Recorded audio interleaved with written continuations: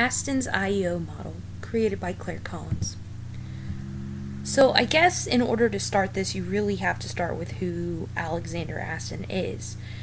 He's one of the foremost scholars in higher education, and he tends to specialize in student retention, although he has published on a wide variety of topics.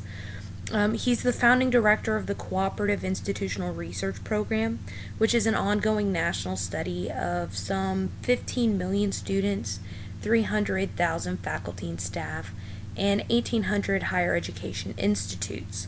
So one of the things that I especially like about Alexander Astin and his works is that he certainly has a lot of personality in his papers, which makes them easy to read, especially since he has some really kind of unique ideas about student retention and engagement.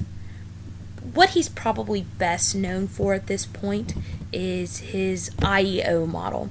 As you can see, it's inputs, environment, outputs.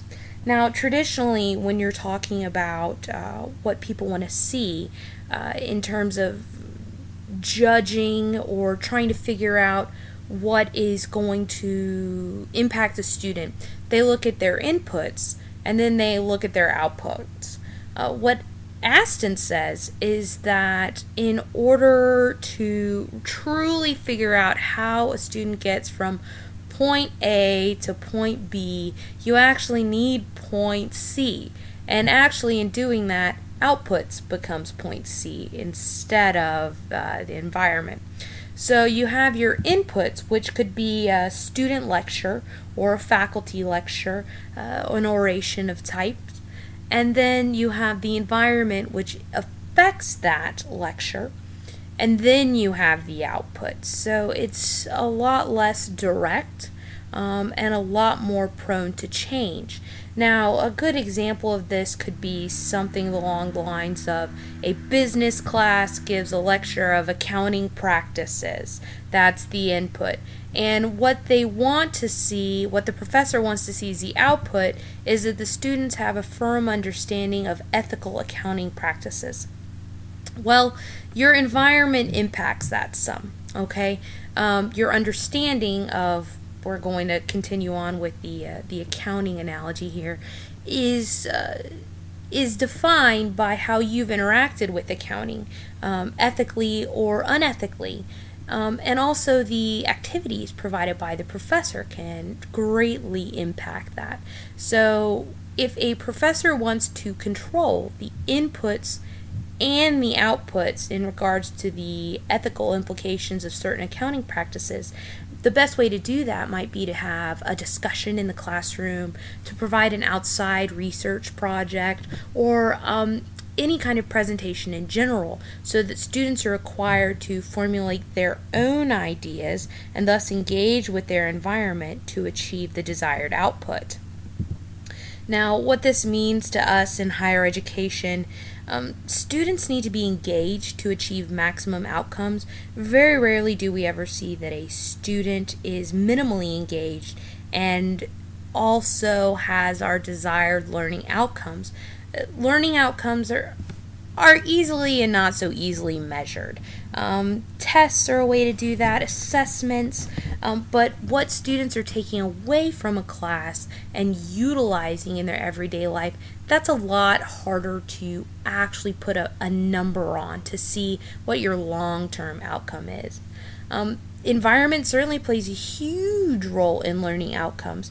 Everything from classroom dynamic to professor lecturing style can really truly impact what a student thinks about a certain topic and whether or not they have a positive experience.